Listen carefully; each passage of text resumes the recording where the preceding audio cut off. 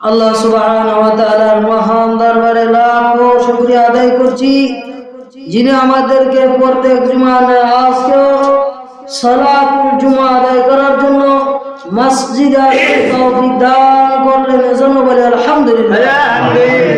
দরুদ সালাম বর্ষিত হোক মানবতার মুক্তির দূত মহান দিশারি বিশ্ব নবী, সর্বশেষ নবী, সর্বশ্রেষ্ঠ নবী মুহাম্মদুর রাসূলুল্লাহ সাল্লাল্লাহু আলাইহি ওয়াসাল্লাম, যিনি আমাদেরকে আল্লাহর বিধিবিধান পুঙ্খানুপুঙ্খভাবে পৌঁছিয়ে দিয়েছেন।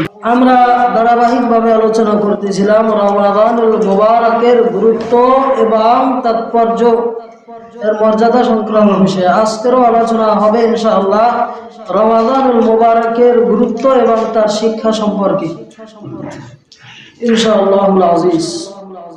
রমাদানুল মুবারকের একটি শিক্ষা হলো, রমাদানুল মুবারক এমন একটি মাস যেই মাসে বান্দার গুনাহ খাতা আল্লাহ সুবহানাহু ওয়া তাআলা মাফ করে দেন। সুবহানাল্লাহ। আল্লাহ সুবহানাহু ওয়া তাআলা কুরআন কারীমে স্পষ্টভাবে ঘোষণা করে দিয়ে বললেন, ওয়াস-সাইমিনা ওয়াস-সাইমাত। আল্লাহ সুবহানাহু ওয়া তাআলা এই আয়াতে অসংখ্য ব্যক্তিদের সম্পর্কে উল্লেখ করে বললেন, রোজাদার পুরুষ, রোজাদার নারীদের জন্য আ'আদাল্লাহু লাহুম মাগফিরাতাও ওয়া আজরান আযীমা।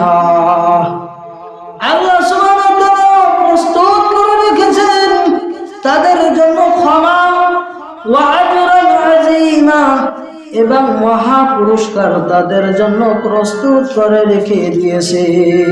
সুবহানাল্লাহ।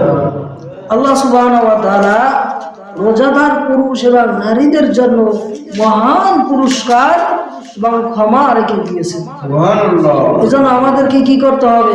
রমাদানুল মুবারকে রোজা রাখতে হবে, আল্লাহ সুবহানাহু ওয়া তাআলার কাছে চাইতে হবে, আল্লাহর কাছে ক্ষমা প্রার্থনা করতে হবে, নাকি আল্লাহর কাছে ক্ষমা প্রার্থনা করতে হবে। আপনার আমার নবী বিশ্ব নবী মুহাম্মদুর রাসূলুল্লাহ সাল্লাল্লাহু আলাইহি ওয়াসাল্লাম বলেন, ওয়া রামাদানু ইলা রামাদান কাফিরাতুম মা বাইনাহুন্না ইযা জাতানাবাল কাবাইর।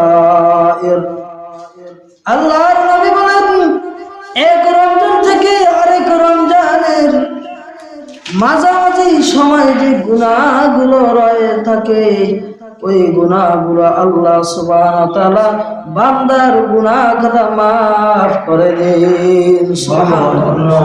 তবে শর্ত হলো, ইযা তানাবাল কাবাইর, যদি আল্লাহর বান্দা কাবিরা গুনাহ থেকে বেঁচে থাকে তাহলে সগীরা গুনাহ মাফ করে দেন। সুবহানাল্লাহ। এই হাদিসের অন্য অংশে বলা আছে, এক জুমা থেকে অপর জুমা, এক ওয়াক্ত থেকে অপর ওয়াক্ত, এক রমজান থেকে অপর রমজানের মাঝামাঝি যে সগীরা গুনাহ থাকে, ওই সগীরা গুনাহ কাবিরা গুনাহ থেকে বেঁচে থাকার কারণে আল্লাহ সুবহানাহু ওয়া তাআলা ক্ষমা করে দেন। সুবহানাল্লাহ। এই জন্য কাবিরা গুনাহ থেকে বেঁচে থাকলে অটোমেটিক ভাবেই সগীরা গুনাহ আল্লাহ মাফ করে দেন, ঠিক কিনা? এই জন্য সগীরা গুনাহ মাফ চাইতে হয় না, তওবা করতে হয় না। কাবিরা গুনাহের জন্য তওবা শর্ত। কাবিরা গুনাহ তওবা ছাড়া আল্লাহ ক্ষমা করেন না। এজন্য আমি প্রায় আলোচনার কোন একটা অংশে তওবার গুরুত্ব সম্পর্কে আলোচনা করি, তওবা সংক্রান্ত বিষয়ে আলোচনা করি, কারণ তওবা খুব গুরুত্ব একটি বিষয়। শয়তান আল্লাহর হুকুম অমান্য করে, সে আজ পর্যন্ত তওবা করেনি, করেছে? শয়তান আল্লাহর কথা অমান্য করার পরে আজ পর্যন্ত শয়তান তওবা করেনি। এমনকি শয়তান উল্টা যুক্তি দেওয়ার কারণে আল্লাহ সুবহানাহু ওয়া তাআলা তাকে বিতাড়িত করে দিলেন, ঠিক কিনা? মানুষ জাতি এটা হচ্ছে ভুলকারী। হাদিসের বর্ণনা রয়েছে, মানুষ হচ্ছে ভুলকারী, আর ভুলকারীদের মধ্যে তারাই হচ্ছে শ্রেষ্ঠ যারা আল্লাহর কাছে ক্ষমা চায়, আল্লাহর কাছে তওবা করে, আল্লাহর কাছে তারাই গ্রহণ করে। এই জন্য আমাদেরকে বেশি বেশি তওবা করা দরকার কি দরকার নয়?